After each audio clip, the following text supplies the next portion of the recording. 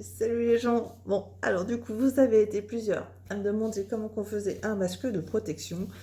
Avant de vous faire le tuto complet, je veux juste vous avertir d'une chose, c'est qu'il n'y a aucune étude qui prouve que c'est utile. Il n'y a aucune étude qui prouve que c'est inutile, mais vraiment, il n'y a aucune étude qui prouve que c'est efficace. Donc, moi, je vous fais le tuto parce que ça m'est utile de le faire. Ça m'est utile parce que j'ai tendance à mettre très vite les mains dans la bouche ou quoi que ce soit, et du coup, ça me fait une barrière et ça me fait ah oui, c'est vrai, il faut pas, parce qu'il ne faut pas. Après, ça me met aussi une barrière avec mes clients, comme ça, enfin, ça leur rappelle ah oui, c'est vrai, il faut pas qu'on soit trop proche.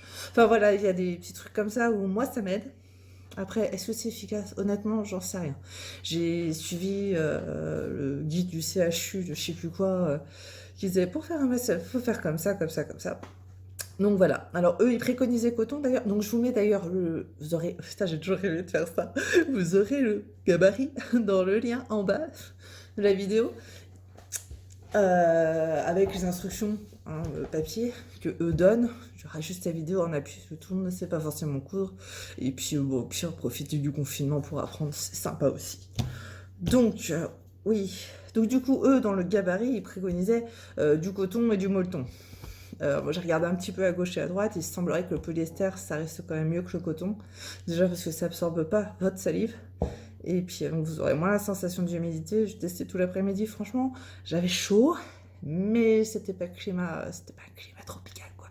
Et le molleton à l'intérieur, vous en trouvez ou du molleton ou de la polaire. Donc bon, bah voilà, hein, quitte à sacrifier un vieux pull. Bref, donc moi j'ai toujours plein de coupons en polyester, ça tombait bien, hein, parce que j'aime bien ça, parce que je travaille. Donc je vais switcher et puis je vais vous montrer après ce qu'il faudra faire. Donc tout d'abord, il faudra imprimer le gabarit qu'il y aura donc en dessous. Vous verrez, il y a une échelle de 5 cm, il faut que ça fasse 5 cm. C'est aussi simple que ça. Après, vous adaptez. Moi, quand j'ai imprimé, ça faisait 4,5. Bon, j'ai rajouté des centimètres. Voilà. Donc il y a les tailles hommes, les tailles femmes et tout ça. Une fois que vous avez découpé votre gabarit, eh bien, vous allez le mettre sur le tissu. Donc, c'est-à-dire, hop, comme ça. Et puis, vous allez faire ça symétrique après, comme ça. Il vous faudra tracer tout autour. Voilà. Ensuite, vous découpez. Et vous faites ça pour avoir 4 pièces. Donc 4 pièces, ce qui donne 1, 2, 3. Ouais, vous savez compter, je sais, mais c'est pas grave, c'est pour moi, je compte si je veux. Hein. Merci bien. Et vous faites la même chose dans le boston, mais en 2 fois. Donc vous avez 2 morceaux comme ça. Alors moi, je m'étais fait avoir la première fois, je pensais qu'un masque, ben, c'est marrant, j'ai mis comme ça se mettait comme ça. Eh ben, absolument pas. Le masque, il sera comme ça. Donc c'est ces 2 parties-là qu'il vous faudra assembler ensemble. Donc on va faire tenir avec des épingles que j'ai pas bien portées là. Et hop là. Bon, vous voyez pas, mais c'est un bordel monstre sur la table. Donc vous assemblez avec des épingles au petit bout de tissu. Donc on va vous dire endroit contre endroit. Bon là, du coup, c'est le molleton, on s'en fout un peu parce qu'il sera à l'intérieur de votre masque. Donc ça, c'est vraiment le truc que vous ne verrez pas. Ils disent pas de l'assembler sur le guide. Moi, j'ai préféré, ça évite d'avoir 15 000 morceaux de pièces qui s'enfuient. Enfin, je sais pas, au moins je le trouvais tenu. Et bon, après, vous faites comme vous voulez. Moi, j'ai préféré coudre. Donc ensuite, comme je disais, c'est endroit contre endroit. Donc endroit, c'est le côté joli de votre tissu. Hop, vous faites... Hop, vous mettez l'autre côté joli du tissu. Du coup, vous ne voyez que les côtés moches. Et pareil, vous épinglez et vous faites ça pour vos 2 côtés. Hop. Hop. Hop. Endroit contre endroit.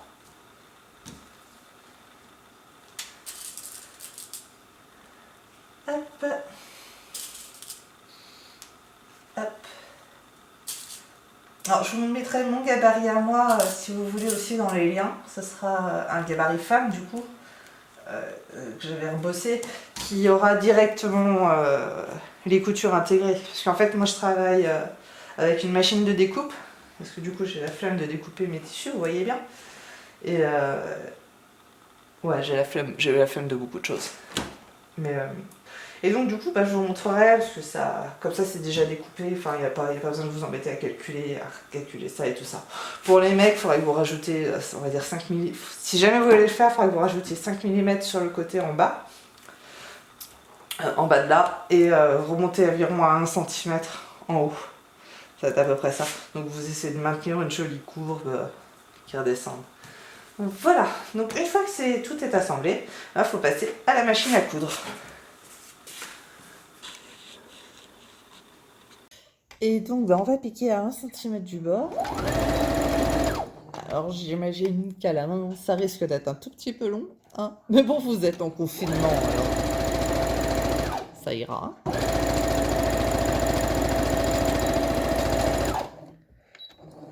Vous êtes nombreux à vous plaindre que vous avez trop de temps, alors faut assumer. Donc normalement, ça devrait... Vous verrez rien, je vous montrerai après à quoi ça ressemblera. Hop. Donc une fois que... Là, j'ai donc fait à l'intérieur, qui ne se verra pas. Et là, je vais m'attaquer à l'extérieur. Hop. Donc à la doublure en fait.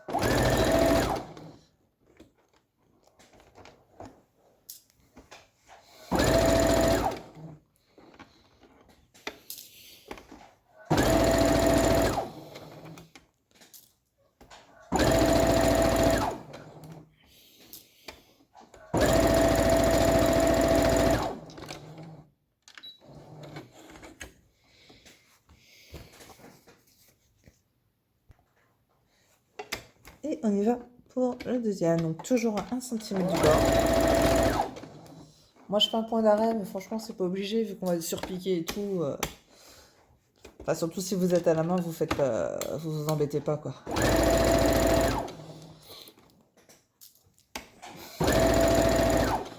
Après je disais confinement, ça va être long à la main tout ça. Franchement si vous avez des enfants, ça peut aller vite. Hein. Vous faites rien. Vous prenez un livre, vous vous posez devant la télé avec une tasse de café et puis vous avez montré le tuto à vos enfants, ils seront super heureux de vous aider. Ou pas.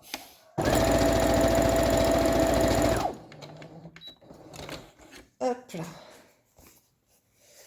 Et donc voilà, je vais vous montrer ce l'autre. Ce que ça donne.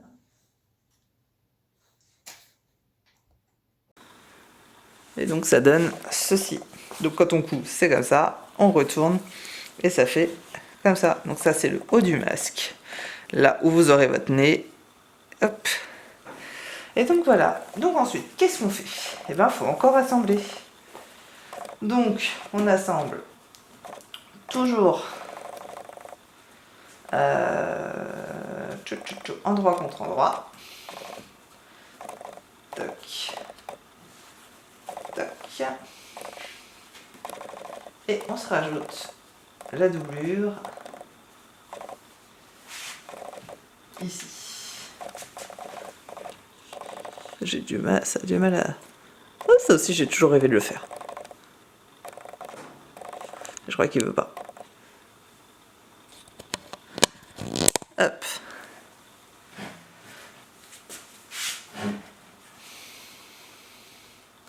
Je disais, donc endroit contre endroit. Nez contre nez. Alors moi ce que je fais, c'est que je commence déjà à piquer là. Je vais m'asseoir. Hop.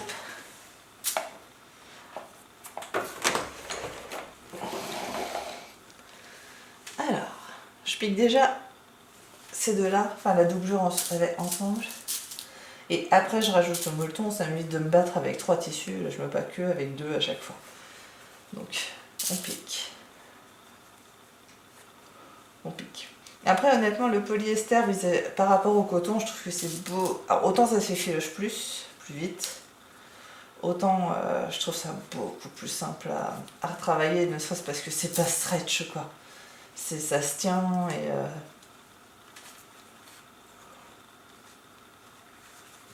et voilà quoi. Pardon. Il y a ma journée de boulot. Donc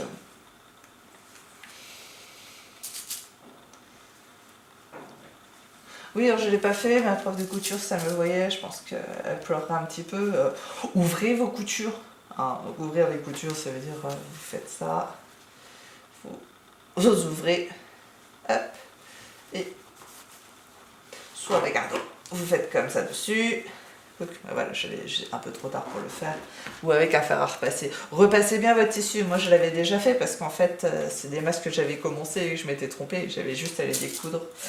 Là, là. Mais c'était fait. Mais voilà, n'hésitez pas. Ma doublure, elle est là. Donc, pareil, le nez avec le nez, le bas avec le bas. Hein, ça me semble logique. Donc, toc. On colle. J'ai mis toutes les coutures dans le même sens, alors après, c'est pareil, j'ai pas noté quoi que ce soit, là je fais la remarque parce que je suis en train de filmer, je suis en train de vous montrer, mais donc voilà, je pense qu'au pire c'est plus, on va dire que c'est une question maniaque, c'est mieux, voilà.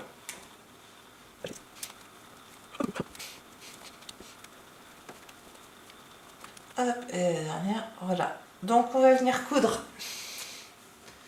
Là, là, c'est tout. Et ici, juste ces deux parties-là. Pour ceux qui sont à la machine à coudre, branchez votre fer à repasser.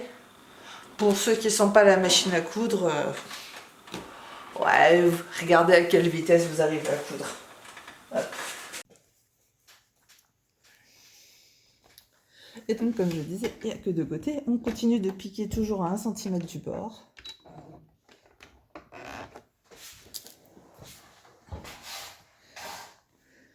Et puis c'est tout. Alors, hop.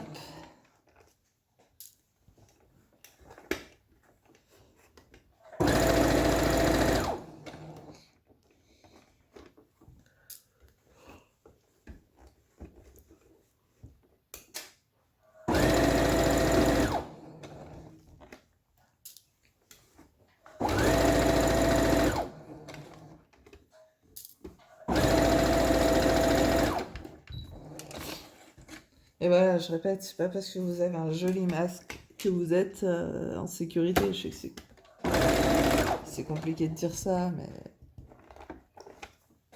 n'allez pas voir mamie, quoi.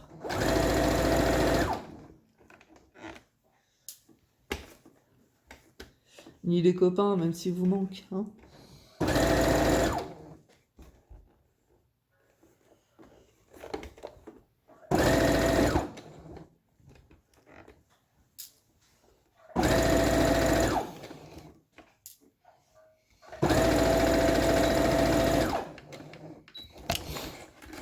Hop.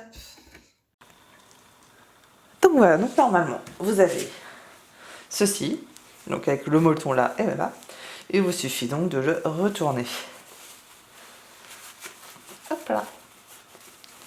Et voilà, une fois qu'il est retourné, vous le mettez un petit peu en forme parce qu'il ressemble à rien. Donc là, vous voyez bien que ici vous aurez votre nez, ici votre bouche.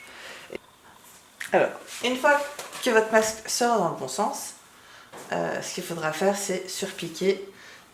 Donc tout là, là, là et là. Donc toujours en laissant les bords ouverts. Qu'est-ce que ça veut dire surpiquer? En fait, c'est pour que votre masque tienne. Sur celui que j'ai déjà fait, que j'ai déjà perdu. Bon, vous verrez sur la vidéo, ça permet de vraiment délimiter votre machin et pas que vous retrouviez au milieu de la journée avec le masque comme ça, ça sert à rien. Donc ça va vraiment le former. Alors, on commence par surpiquer le milieu du masque. Donc ici, là on avait fait le premier, on se met vraiment dans la couture.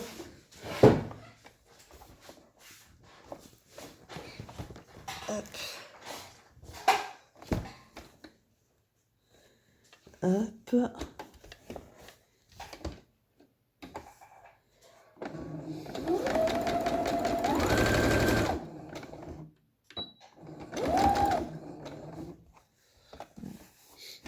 J'ai mis comme c'est du polyester, j'ai mis une aiguille très très fine en fait. Et du coup, comme j'ai plusieurs épaisseurs, ça galère un petit peu. Mais moi, je fais pas des trous. Enfin, ce serait con de faire des trous dans un masque en fait. du coup, c'est juste un petit peu long de passer les grosses coutures, mais après, il faut que c'est bon, c'est bon.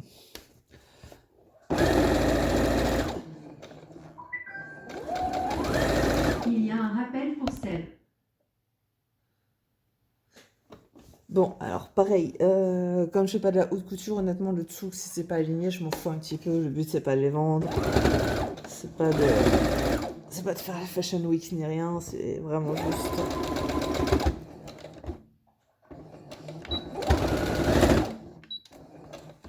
Honnêtement, je saurais pas trop comment faire. Oui, donc voilà, c'est bien ce que je disais. L'autre côté, il a pincé. C'est pas très grave en soi. Puisque c'est vraiment le côté qui sera caché sur votre bouche. L'avantage, c'est que de ce côté-là, par contre, c'est propre. Voilà. Au moins, comme ça, vous ne pouvez pas vous tromper de côté. Vous savez de quel côté vous avez bavé, hein, et de quel côté vous n'avez pas bavé. J'adore ça.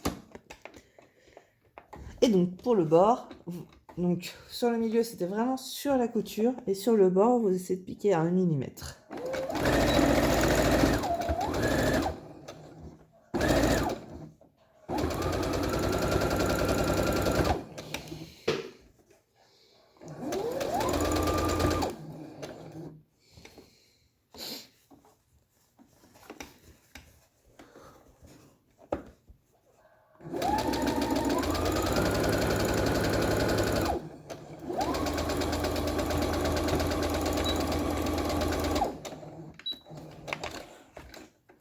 Donc là, c'était le dessus. Et vous faites pareil pour le dessous. Donc si vous arrivez à rouler les coutures, roulez les coutures. Donc rouler les coutures, c'est-à-dire les frotter comme ça, ou voire même aller dedans. Hop. Voilà. Pour essayer de faire en sorte que ça bave pas. Enfin, sinon vous allez retrouver avec une surpiqûre comme ça. Enfin, c'est un tout petit peu dérangeant.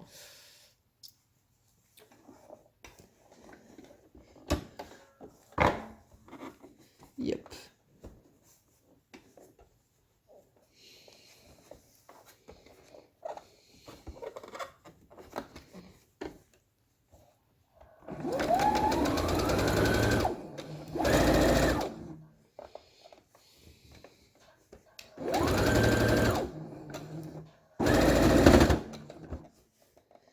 Sortez là, c'est un petit peu plus épais. Enfin, on galère un tout petit peu plus. Et voilà, si vous faites au polyester, vraiment essayez de trouver une aiguille. Je crois que j'ai du 60 dessus. Ah, ou peut-être 70. J'ai du 70 et c'est pas plus mal, quoi. Donc voilà. Et donc on va s'occuper des deux côtés. C'est pour ça que je vous avais fait allumer votre fer à repasser. Je vais prendre ma table à repasser, même si là avec la table, avec la lumière, les machins, ça va pas vite. Bon, ça fera l'affaire. Donc qu'est-ce qu'il faut faire sur cette petite table à repasser? Il faut plier votre tissu. Donc vous voyez bien, c'est l'arrière qui a du mal à se mettre en forme par rapport au devant. Donc je vais pas me prendre la tête 3000 ans, je vais plier sur l'arrière. Sur ce côté-là du coup. Vu que c'est le côté moins. Vous faites un premier pli de 1 cm, un deuxième pli de 1 cm. Hop, cherchez mon fer. Et un deuxième de 1 cm. Et hop, sans vous cramer le doigt, c'est mieux. Donc, vous repassez. Alors, toc. Et vous faites pareil de l'autre côté. Vous allez préformer, et après on mettra des épingles pour que ça tienne vraiment. Mais vous allez déjà préformer votre pli. Ce sera plus facile après. Ok? Et c'est tout.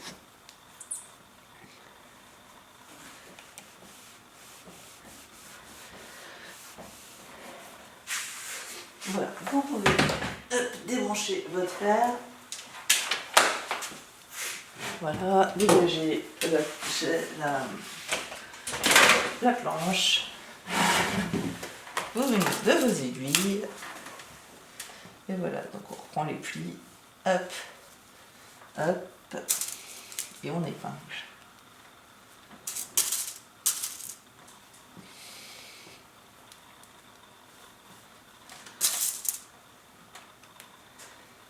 ça c'est le bord, c'est là où on glissera les liens. Je vous montrerai après comment on peut faire. Spoiler, moi je me sers de ça. C'est beaucoup plus simple, mais après si vous avez des épingles à nourrice et tout, ça peut le faire aussi. Je vous montrerai si j'arrive à en trouver une, si j'en ai une sous la main.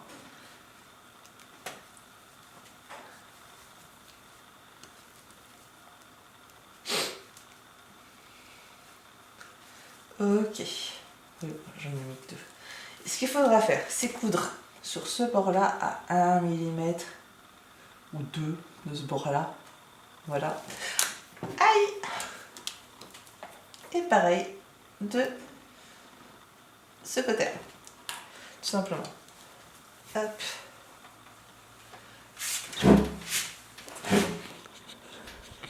Et donc maintenant, on s'attaque là où on va mettre les liens. Donc là, ce qu'on a repassé.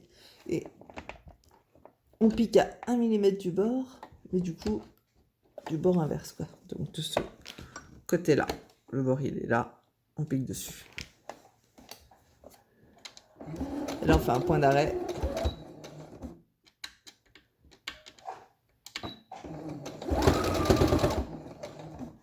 Un point d'arrêt, c'est quand on revient dessus.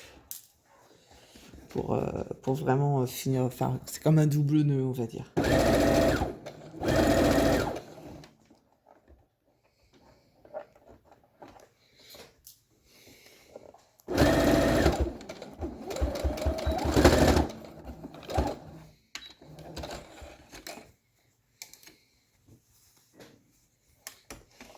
Et on fait pareil pour de l'autre côté.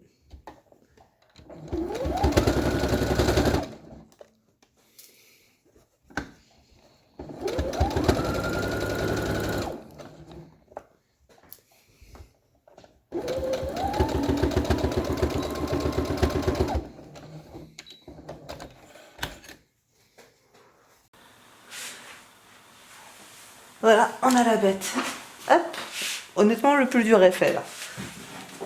Donc ensuite, qu'est-ce qu'on fait? Alors moi, que je vous disais tout à l'heure, je crois, si je n'allais pas couper au montage, j'ai une aiguille. Donc, moi, je passe tout simplement mon élastique de 30 cm dedans. Et je le passe dans ce qu'on vient de coudre. Hop là. Voilà, ensuite on fait juste un nœud. Si vous n'avez pas d'aiguille comme moi, je pense que dans beaucoup de maisons, il y a ce qu'on appelle une épingle à nourrice. Je regarde ici, j'en ai dans ma boîte, mais je crois que maintenant, j'ai même plus de boîte, donc c'est pas ça.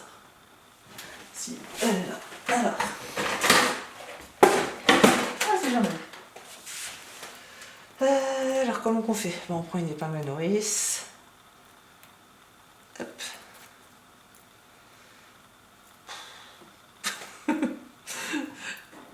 Je pensais que ce serait plus simple de sortir ça de là.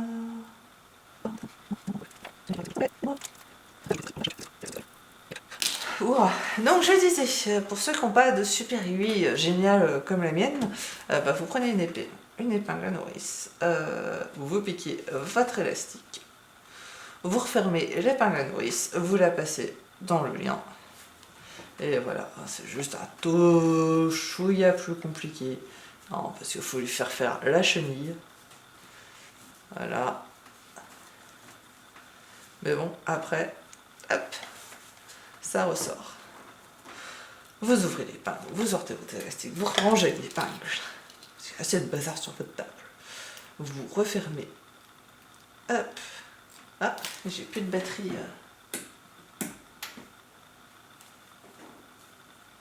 Ah non. Voilà, vache, elle est brûlante. Eh bien, c'est pas grave, parce que quelque part, caché, j'ai une autre petite boule. Parce que là, vous...